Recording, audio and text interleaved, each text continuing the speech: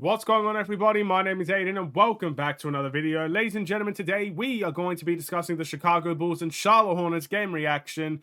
Again, the Bulls ended up taking care of business by the end of it, but it was not an easy game for the Chicago Bulls, and we did kind of fall into that trap, but thankfully the trap didn't keep us there for long. We ended up fighting our way out of it, even in a game that we probably should have taken care of a little bit earlier. We did win the game in overtime. Let's discuss what went right and what went wrong for the Chicago Bulls in this video. Before we get any further, if you like the video and you want to see more from me, drop a like, drop a follow, and or subscribe if you are new, and let me know in the comments below your thoughts about the Chicago Bulls, their overall game today, your player of the game, as we win the game 119 to 112. Now, you might look at this game, you might look at the Charlotte Hornets injury list, you might even look at the Bulls injury list, and you're thinking to yourself, more likely than not, the Bulls should have a cakewalk in this game. They should steamroll the Charlotte Hornets on their way to their next game as they return home, I believe, to face the Houston Rockets or whoever we're facing in the next game, right? That wasn't to be. We fell into the trap of the Charlotte Hornets in this game. We kept them hanging around and hanging around and hanging around. We never really put our foot on the pedal until overtime. And in the end, we allowed Charlotte to come back to a point where I truly felt like a Terry Rozier buzzer beater was going to come round and knock the Chicago Bulls into the abyss of that loss. Thankfully, that did not happen, but we got to understand that Charlotte Hornets team did bring a lot of heart and fight into the game, and the Bulls did not end up putting their foot to the pedal and getting the win. They should have dealt with it a lot more quickly than they did, let's say.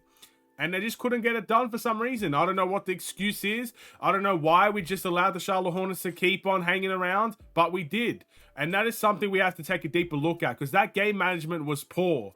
I mean, the fourth quarter speaks to everything that went wrong for the Chicago Bulls. But first, before we get to that, let's talk about what went right. Let's talk about the positives first. Let's get people motivated and happy for a second. What went right for the Chicago Bulls? Well, number one, our centers were phenomenal today. I don't have the stats with me, but Nikola Vucevic and Andre Drummond, as I search up these stats real quick, were phenomenal in this game. And that's exactly what we needed them to be. Again, there is no Mark Williams for the Charlotte Hornets today. And he is their starting center. He's one of their best players on their team.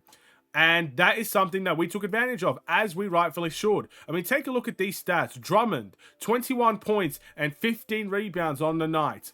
Vucevic, 21 points, 10 rebounds, and 4 assists on the night. If that doesn't speak volumes to what we really tried to do in this game, then I don't know what to tell you. Yeah, there were some moments in the game where Charlotte were playing better. There were some moments in the games where the Bulls had to get second chance opportunities, had to grab rebounds, had to dominate the paint in order to win. This wasn't a fancy game for the Bulls. Both teams struggled massively in this game, for the most part. For 3 out of the 4 quarters, the Bulls struggled in this game. But at the end of the day, by hook or by crook, what we had was a mismatch in the paint, in our center positions, and both of those centers delivered. I don't think I've ever seen a game where Drummond and Vucevic both get double-doubles and score 21 points respectively.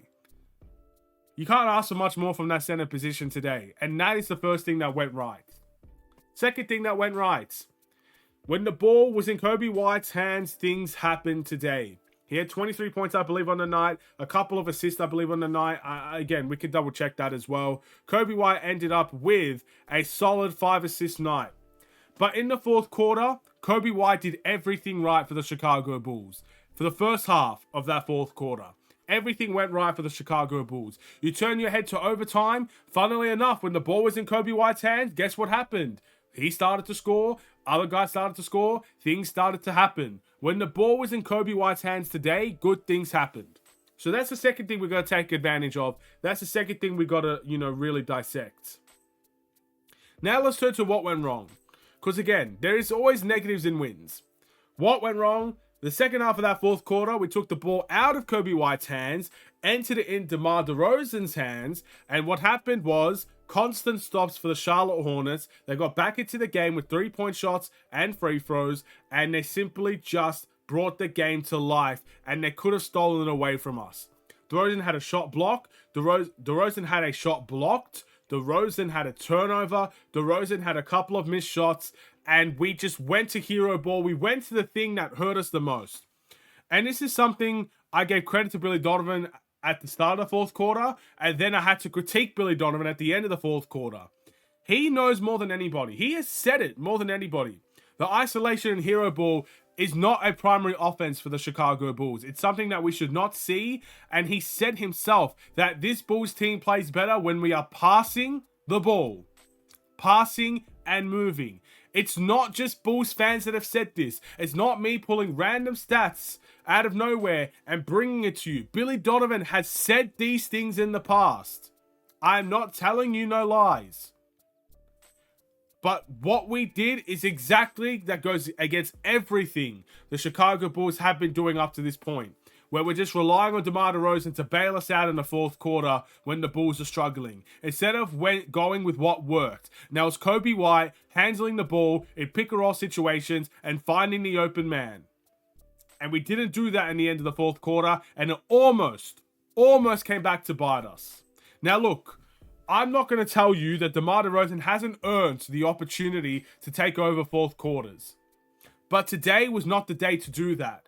I'm so sick of the Bulls going away from the hot hand. I'm so sick from the Bulls going away with what works. If DeMar DeRozan had 40 points in this game, was isolating every single possession, making every single shot at will, then fine. Let DeMar DeRozan cook in the fourth quarter. Let him take those isolation shots. Let him take the game home for us. I can respect it in that regard. If someone's going off like DeMar DeRozan, if he has 30, 40 points heading into the fourth quarter and he's ready to take the game home for us, I'm not going to have a complaint with that. Some people will, I'm not. Because I want to go with the hot hand, and sometimes DeMar DeRozan has the hot hand. But today was not the day to do that. Today was one of the worst days to do that. Because DeRozan was pretty passive most of the game.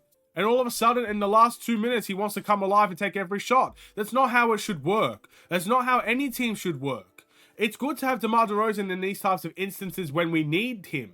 But today was not that day. We had other guys cooking in the fourth quarter, making some great decisions. We went away with what worked. In overtime, we fixed it for the most part, and we got the job done in the end. But I'm sick of that. And that is something that is going to hurt us more times than it helps us. If DeMar DeRozan is cooking on that night, let him seal the game for us. If Zach LaVine is cooking on that night, let him seal the game for us. If Kobe White was cooking on that night like he did tonight, let him seal the game for us. We have a lot more guys than just DeMar DeRozan that can take over a game. And if DeMar DeRozan is that guy that's ending up cooking, then let him end the game for us. Let him take his isolation and hero ball shots if it's working. But today, it didn't work, and that should not be the type of offense we should be seeing. That was the frustrating part of the game.